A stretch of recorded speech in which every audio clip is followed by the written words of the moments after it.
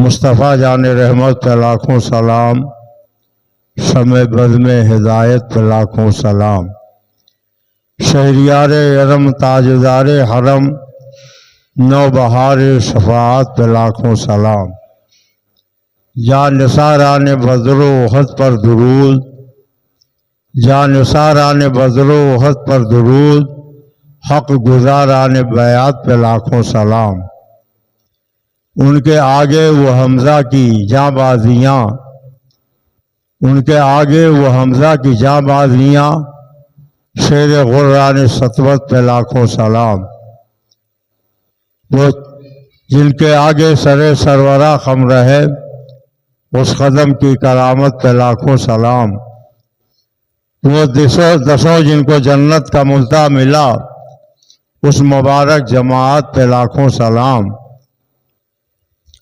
جس مسلمان نے دیکھا انہیں ایک نظر، اس نظر کی بصارت پہ لاکھوں سلام، آقائے نامدار محبوب کردگار شفیع روز شمار، رحمت عالم نور مجسم ہادی اکرم، حضور احمد مجتبی محمد مصطفیٰ صلی اللہ علیہ وسلم کی بارگاہ بکس پناہ میں عقیدت و احترام سے درود و سلام کی نظریں پیش کریں۔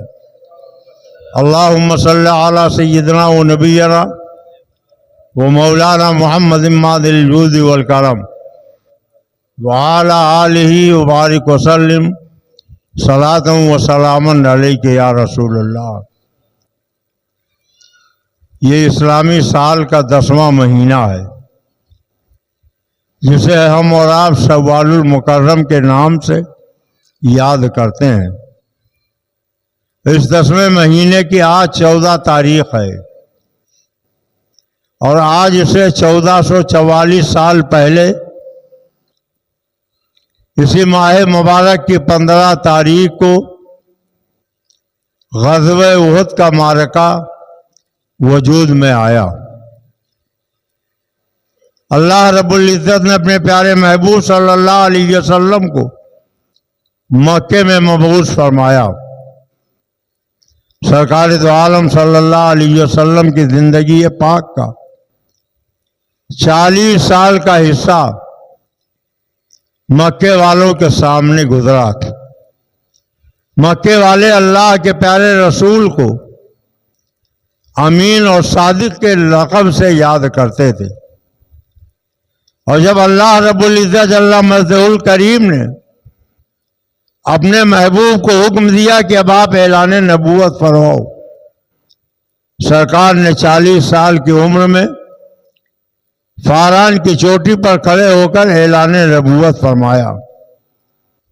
اللہ رب العزت جل مجدہ الکریم نے جنہیں توفیق دی، وہ کلمہ پڑھ کے مسلمان ہو گئے۔ مکے کے وہی لوگ جو سرکار کی عزت کرتے تھے، احترام کرتے تھے، آقائے کریم کو امین اور صادق کہتے تھے، اب سرکار کی دشمنی پر آمادہ ہو گئے۔ نہ صرف سرکار کی دشمنی پر، بلکہ جو لوگ سرکار کا کلمہ پڑھ کے ایمان لے آئے، ان کی دشمنی بھی انہوں نے اپنا وتیرہ بنا لیا تھا۔ اللہ کے پیارے حبیب سید عالم صلی اللہ علیہ وسلم جس راستے سے گزرتے، وہاں گڈھا کھود دیا جاتا تھا۔ سرکار جن گلیوں سے گزرتے وہاں کانٹے بچھا دیے جاتے۔ سرکار جب مکہ کی گلیوں سے کہیں جاتے تو چھتوں پہ چڑھ کے سرکار کے جسم اطہر پر کوڑا اور کرکٹ پھینک دیا جاتا۔ سرکار دو عالم صلی اللہ علیہ وسلم جب خانہ کعبہ میں اللہ کی عبادت فرماتے اور سجدے کے لیے سر جھکاتے تو مکے کے وہی اسلام دشمن سرکار کے مبارک سر پر اونٹ کی اوجڑیاں لا کر لاد دیتے تھے۔ خاتون جنت سیدہ طیبہ طاہرہ فاطمہ زہرا رضی اللہ تعالیٰ عنہا دیکھتی تو خانہ کعبہ میں آتی اپنے ننھے ننھے ہاتھوں سے اپنے والد گرامی کے سر سے اونٹ کی اوجڑی ہٹاتی تھی اور سرکار کا جسم صاف کرتی تھی۔ اللہ کے پیارے رسول جب پیغام خدا اور رسول پہنچانے کے لیے طائف کی طرف چلے تو طائف کے لوگوں نے اپنے اپنے جھولوں میں پتھر بھر کے اللہ کے حبیب کا استقبال کیا اور سرور کائنات صلی اللہ علیہ وسلم کے جسم پاک پر پتھروں کی بارش کر دی گئی۔ پورا جسم زخموں سے چور ہو گیا، خون میں سرابور ہو گیا تھا۔ آپ کی پنڈلیاں خون میں لہو لہان ہو گئیں۔ سرکار کے نالین شریف میں خون کی تہ جم گئی۔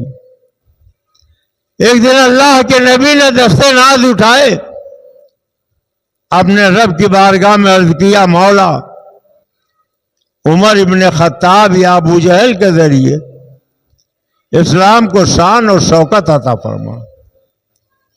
عمر نے سنا کہ لوگ مسلمان بڑی تعداد میں ہو رہے ہیں تو ننگی تلوار ہاتھ میں لیا اور اللہ کے نبی جو دار ارقم میں موجود تھے ادھر چل پڑے۔ آج میں ان کا کام تمام کر دوں گا۔ اللہ کے پیارے حبیب صلی اللہ علیہ وسلم نے جب یہ سنا کہ عمر ننگی تلوار لے کے آ رہے ہیں تو سرکار کے ایک چچا تھے جن کا نام امیر حمزہ، یہ اللہ کے پیارے پیغمبر کے چچا بھی ہیں اور بھائی بھی ہیں۔ آپ کہو گے بھائی ہو تو چچا کیسے، چچا ہو تو بھائی کیسے؟ تو ابو لہب کی ایک لونڈی تھی جس کا نام سویبہ تھا، جس نے ہمارے آپ کے آقا و مولا کو دودھ پلایا تھا۔ حضرت امیر حمزہ جو سرکار کے چچا ضرور تھے مگر تھوڑے ہی بڑے تھے، انہوں نے بھی سویبہ کا دودھ پیا تھا۔ اس طریقے سے حضرت امیر حمزہ سرکار کے رضائی بھائی ہو گئے اور حقیقی چچا بھی تھے۔ حضرت امیر حمزہ دار ارقم میں اللہ کے نبی کے حفاظت کے لیے کھڑے تھے۔ لوگوں نے آ کے کہا کہ عمر ننگی تلوار لے کر آ رہے ہیں، تو حضرت امیر حمزہ نے فرمایا کہ آنے دو، اگر ان کا ارادہ نیک ہے تو ہم ان کا خیر مقدم کریں گے، اگر کسی ناپاک ارادے سے وہ آئے تو انہی کی تلوار ہوگی، ان کی گردن ہوگی۔ اور جب عمر فاروق اعظم سرکار کے دربار میں پہنچے تو نظریں جھکی ہوئی تھی، آنکھوں سے آنسو بہ رہے تھے۔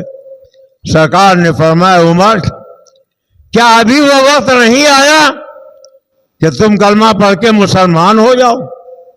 سرکار نے کہا، یا رسول اللہ میں کلمہ ہی پڑھنے کے لیے آیا ہوں۔ سرکار نے کلمہ پڑھایا، دائرے اسلام میں داخل ہو گئے۔ اب حضرت عمر نے کہا، یا رسول اللہ جب آپ سچے ہیں، آپ کا مذہب سچا ہے، آپ کی کتاب سچی ہے، آپ کا دین سچا ہے، تو یہ آپ کے دشمن جو جھوٹے مذہب کے ماننے والے ہیں، یہ اپنے جھوٹے خداؤں کی پرستی تو اعلانیہ کریں اور ہم اپنے سچے خدا کا نام گھڑے میں منہ ڈال کے لیں، گھروں میں چھپ کے کریں۔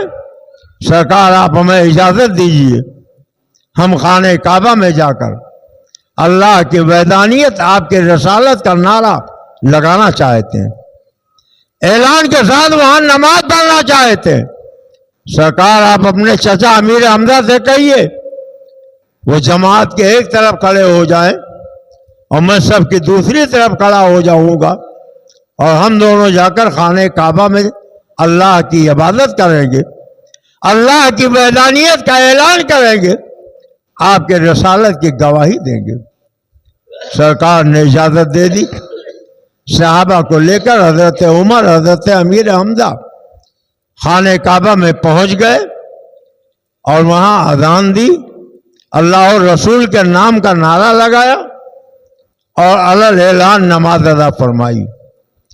فرمایا جس کو اپنے ماؤں کو خون کے آنسو رلانا ہو، جسے اپنے بچوں کو یتیم کرنا ہو، جس نے اپنی بیویوں کو راہ بنانے کا سہیا کر رکھا ہو، وہ ہمارے مقابلے کے لیے آئے.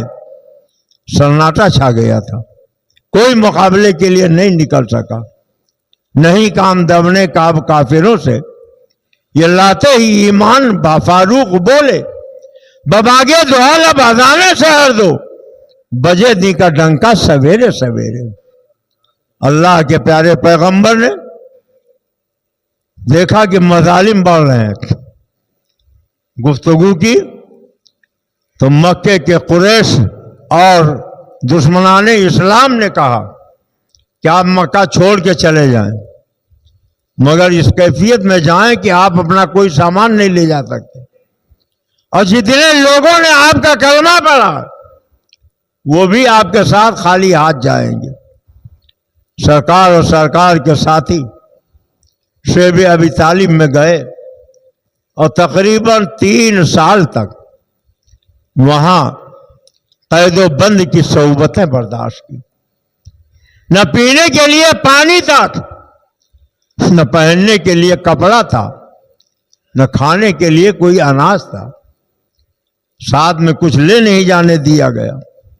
جب بھوک لگتی تو صحابہ درختوں کے پتے چبا کے جان بچاتے تھے، پیاس لگتی تو درختوں کے چھالے ان کے ریشے نکال کر نچوڑ کے اس کا عرق پی کے پیاس بجھاتے تھے. اور پھر ایک وقت آیا کہ اللہ رب العزت نے اپنے محبوب کو حکم دیا کہ اب مکے پر جاؤ اور مکے والوں سے تم اعلان حق کر کے بدلہ لو. اللہ کے پیارے نبی جب چلے تو تاریخ میں ہے کہ 15,000 کا لشکر سید عالم صلی اللہ علیہ وسلم کے ساتھ تھا. اللہ کے پیارے نبی مدینہ طیبہ سے چلے اور جب کعبہ شریف کے قریب پہنچے تو راستے میں سید عالم نے دیکھا کہ ایک کتیا ہے جس نے کچھ بچے جن رکھے ہیں. سرکار کی نظر رحمت پڑی تو اپنے 2 صحابی سے فرمایا کہ 15,000 کا لشکر ہے، جوش و جذبے سے وہ سرشار ہیں، کہیں ایسا نہ ہو کہ اس کتیا سے بچوں کو وہ روند ڈالیں. اس لیے تمہاری ذمہ داری ہے کہ یہاں کھڑے رہو اور جو ہمارے ساتھی آئیں انہیں کہہ دو راستہ بدل کے وہ چلیں. جس نبی نے ایک کتیا پر بھی رحم و مربت کی، آج ان کے لیے کہا جاتا ہے کہ انہوں نے تلوار کے زور سے اسلام پھیلایا. جب خانہ کعبہ میں سرکار پہنچے تو سرکار کا سر مبارک اونٹ کی پشت پر تھا. کسی صحابی نے کہا کہ آج تو بدلے کا دن ہے. جو لوگ سجدے میں اونٹ کی اوجڑی ڈالتے تھے آج ان کو مزہ چکھایا جائے گا. جو لوگ میرے آقا کے راستے میں کانٹے بچھاتے تھے آج انہیں عبرتناک سزا دی جائے گی.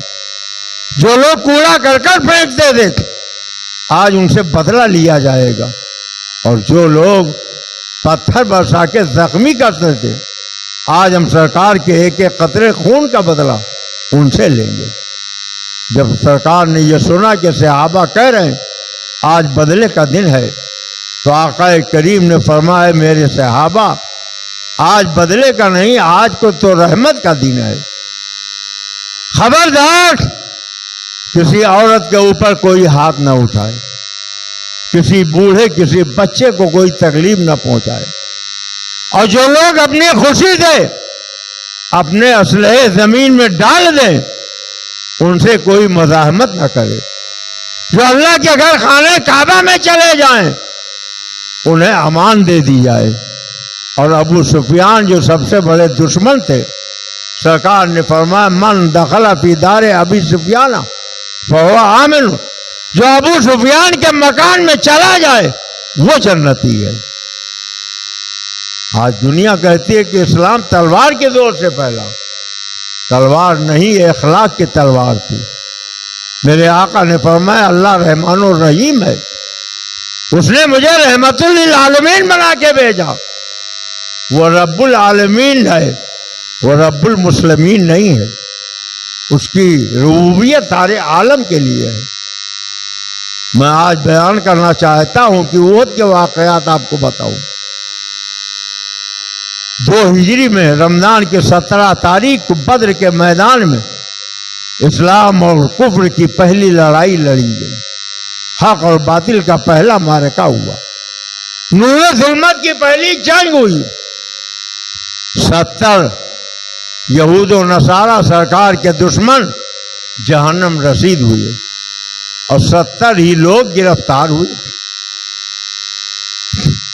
بہت کسک تھی.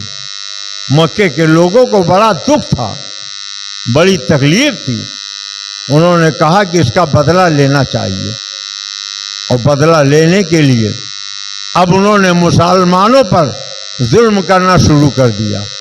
جہاں کہیں اکا دکا کوئی مسلمان مل جائے اسے اذیتیں پہنچاتے، تکلیفیں پہنچاتے، یہاں تک کہ ان کے حوصلے بڑھ گئے اور انہوں نے 3000 کی فوج لے کر مدینہ طیبہ پہ چڑھائی کر دی. مدینہ ہجرت کر کے مکے سے آ گئے تھے سرکار، صحابہ آ گئے تھے، سب کچھ چھوڑ آئے تھے، مگر انہیں اس پہ بھی تسلی نہیں تھی. اور جب مدینہ کے قریب وہ لوگ پہنچ گئے تو سرکار نے اپنے صحابہ سے مشورہ کیا، بتاؤ ان کے ساتھ کیا کیا جائے. کچھ صحابہ نے کہا کہ مدینہ سے باہر نکل کے ان سے مقابلہ کیا جائے جیسے بدر میں کیا گیا.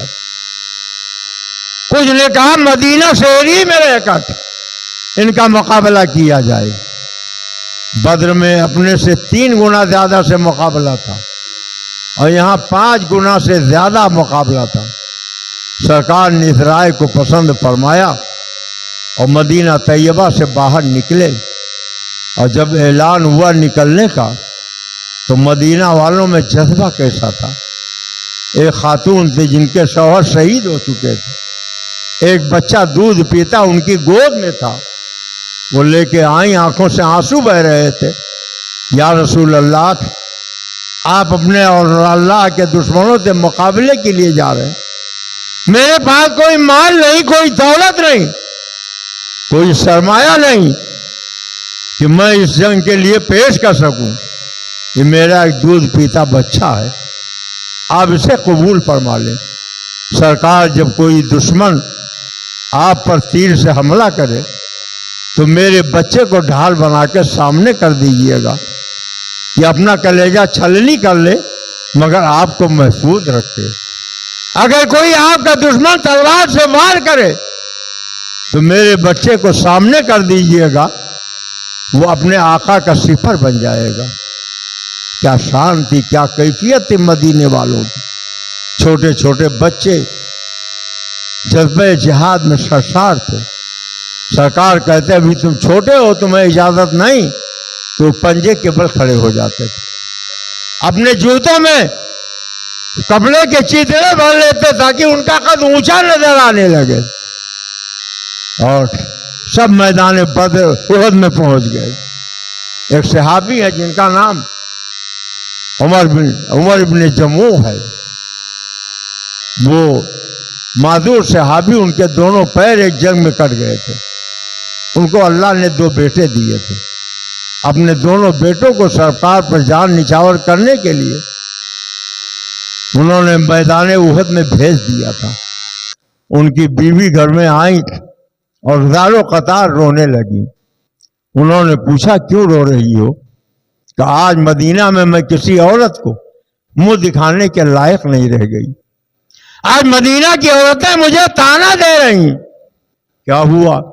کہ مدینہ کی عورتیں کہہ رہی ہیں کہ سب لوگ مدینہ سے نکل کے احد کے میدان میں چلے گئے اور تمہارا شوہر گھر میں بیٹھا ہے. میں شرم سے ان کے سامنے نظریں نہ ملا سکی، میرے آنکھ سے آنسو نکل پڑے. انہوں نے کہا بیگم تم دیکھ نہیں رہی ہو کہ میرے دونوں پیر نہیں ہیں، میں ہاتھ کے اشارے سے چلتا ہوں.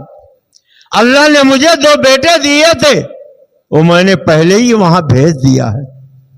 کہنے لگی تو یہاں بیٹھ کے کیا کر رہا ہے؟ کہا میرے پیر نہیں، میں چلوں گا کیسے؟ کہ جیسے دوسری ضرورتوں کے لیے ہاتھ کے اشارے سے چلتا ایسے ہی چلتا ہوا احد کے میدان میں پہنچ جا۔ کہا وہاں جا کے میرے پیر نہیں، میں کروں گا کیا؟ کہا کرنے کرانے کی کوئی بات نہیں، جھنڈا رسول اللہ کا ہو، اس کے سائے میں تو پہنچ جائے، بس یہی ہمارے لیے کافی ہے۔ گئے اور جنگ ہوئی اور دشمنوں نے ان پہ حملہ کیا، انہوں نے کئی ایک کو جہنم رسید کیا اور پھر ان کے جسم کے 3 ٹکڑے کر دیے گئے۔ جب احد کی لڑائی ختم ہوئی تو ان کے دونوں بیٹوں نے اپنے باپ کے 3 ٹکڑے کے لاشوں کو اکٹھا کیا، ایک چادر میں لپیٹا اور سواری پہ لادا کے لے چل کے جنازے کی نماز پڑھ کر جنت البقیع میں دفن کر دے۔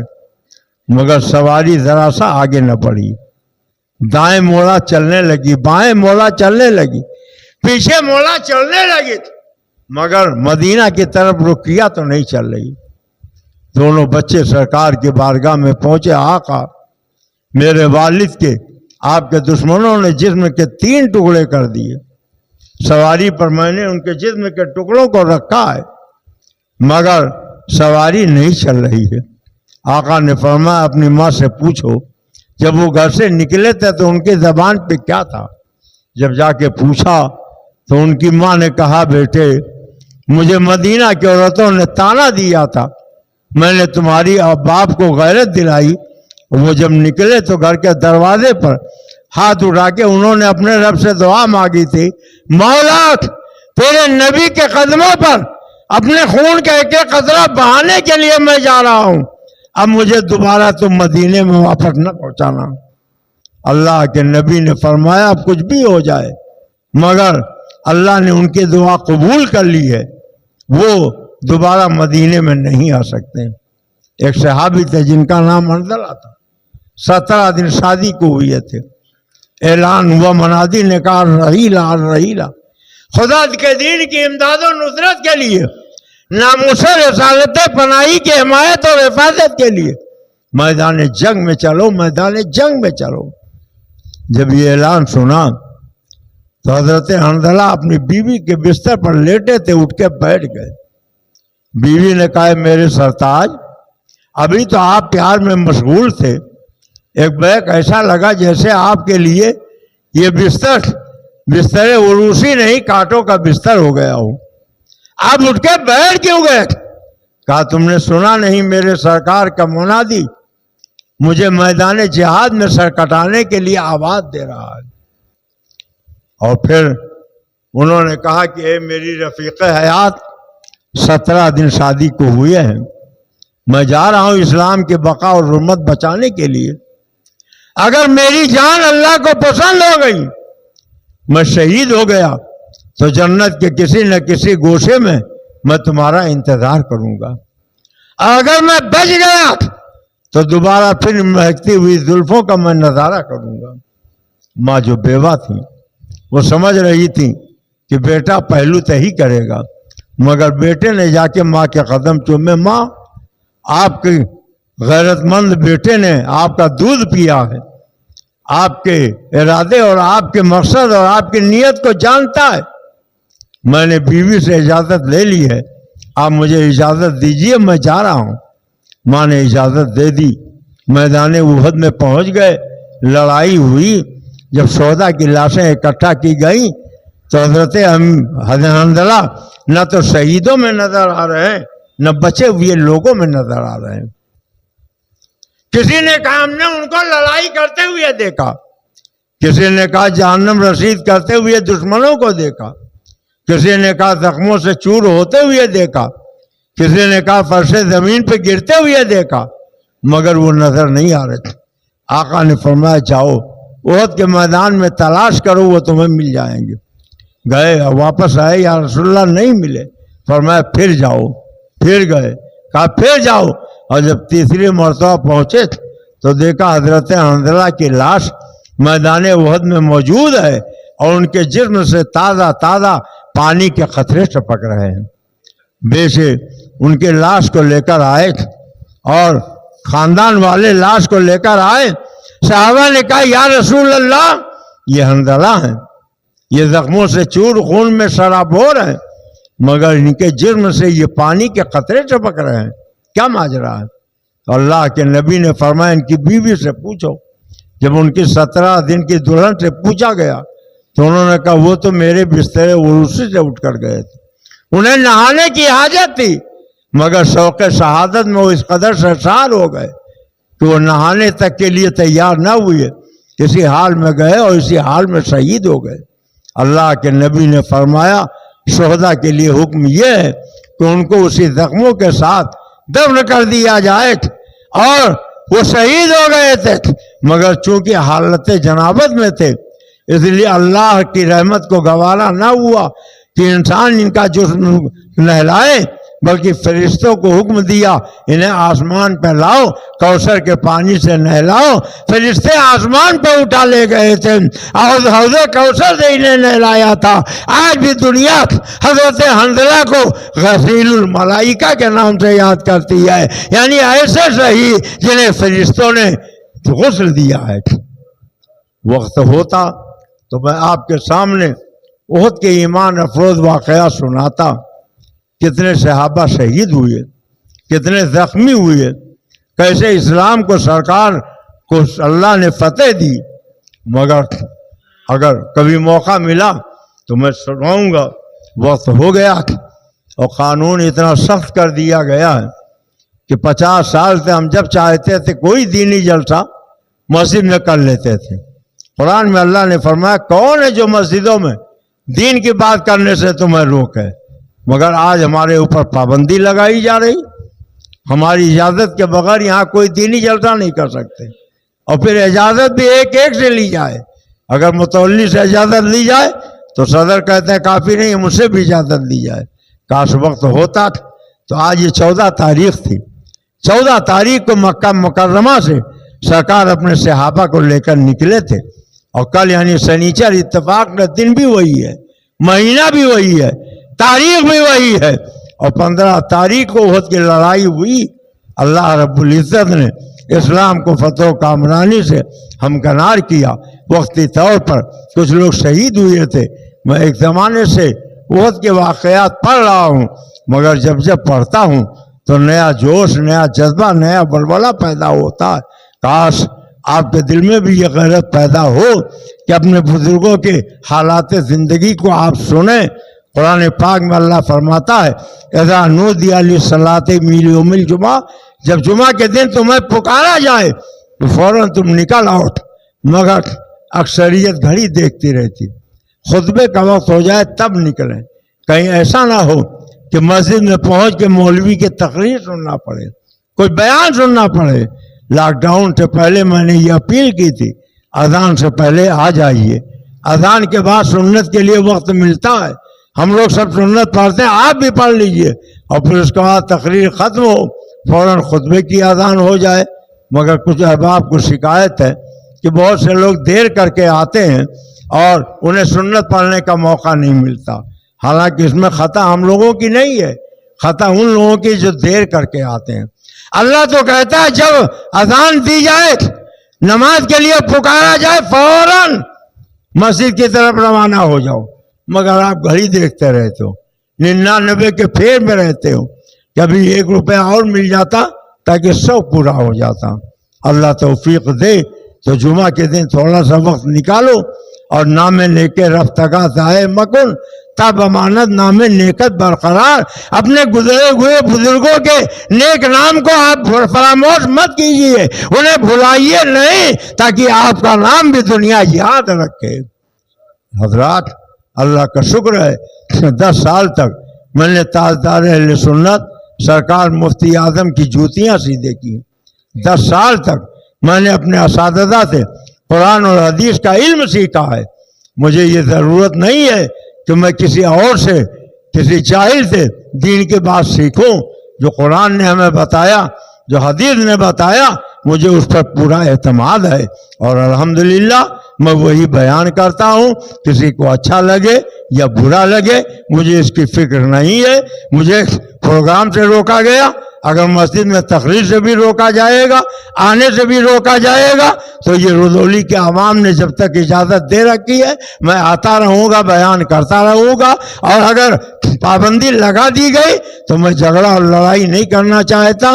جو میرے ذمے تھا میں نے کر دیا، حق بات جو مجھے پہنچانا تھی وہ میں نے پہنچا دی. اب اس کے بعد آپ کا کام ہے، آپ جانو، آپ کا کام جانے. مولائے کائنات حیدر کرار علی مرتضی کرم اللہ تعالی وجہ الکریم فرماتے ہیں حق کہنے سے اپنی زبان مت روکا کرو، اس لیے کہ آئی ہوئی روزی کو کوئی چھین نہیں سکتا ہے. اور حضرت مولائے کائنات فرماتے ہیں وقت سے پہلے تمہیں کوئی مار نہیں سکتا.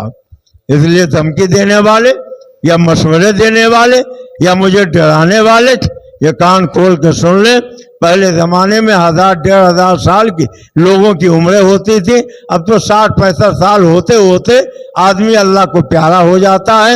اور میں تو 72 سال کا ہو گیا، ابھی تک میں زندہ ہوں. اللہ چاہے تو نہ جانے کب تک زندہ رہوں. اگر کوئی دین کا کام میرے ذمے باقی ہو تو اللہ مجھے صحت و تندرستی دے دے، میں وہ انجام دے دوں. اور اگر نہ واقعی ہو تو مجھے کوئی شکایت نہیں ہے، جب چاہے اللہ مجھے ایمان پر اٹھا لے. بہرحال کون کیسا آئے آپ کو کیا بتائے پتہ نہیں ہے.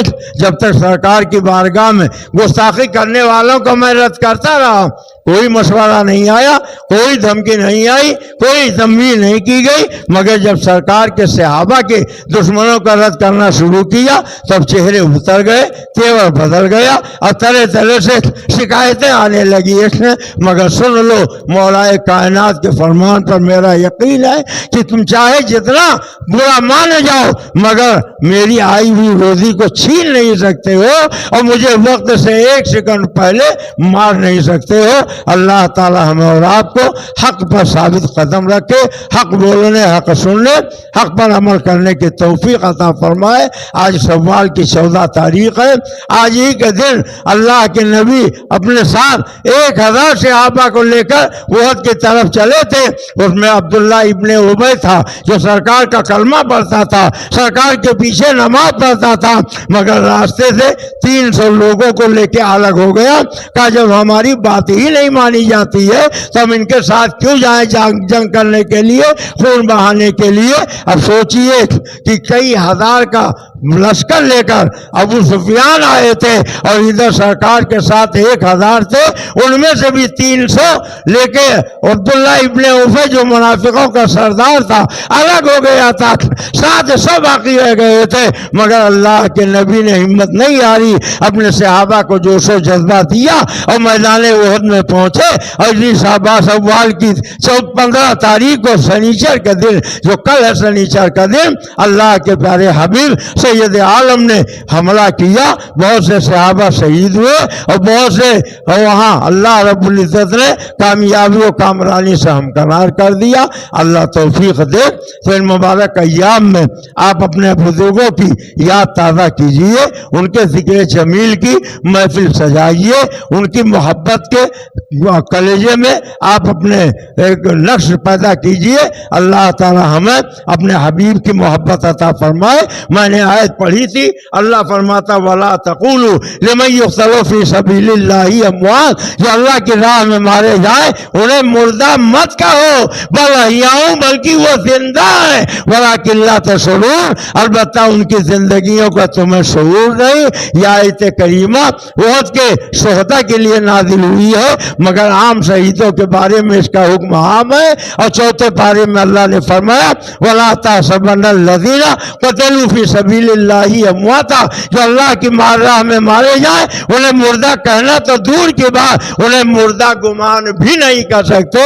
اس لیے جو لوگ بدر میں شہید ہوئے، احد میں شہید ہوئے، غزوہ خندق میں شہید ہوئے، تبوک میں شہید ہوئے یا کربلا میں شہید ہوئے، وہ کل بھی زندہ ہے، آج بھی زندہ ہے، ہمیشہ کے لیے زندہ ہے.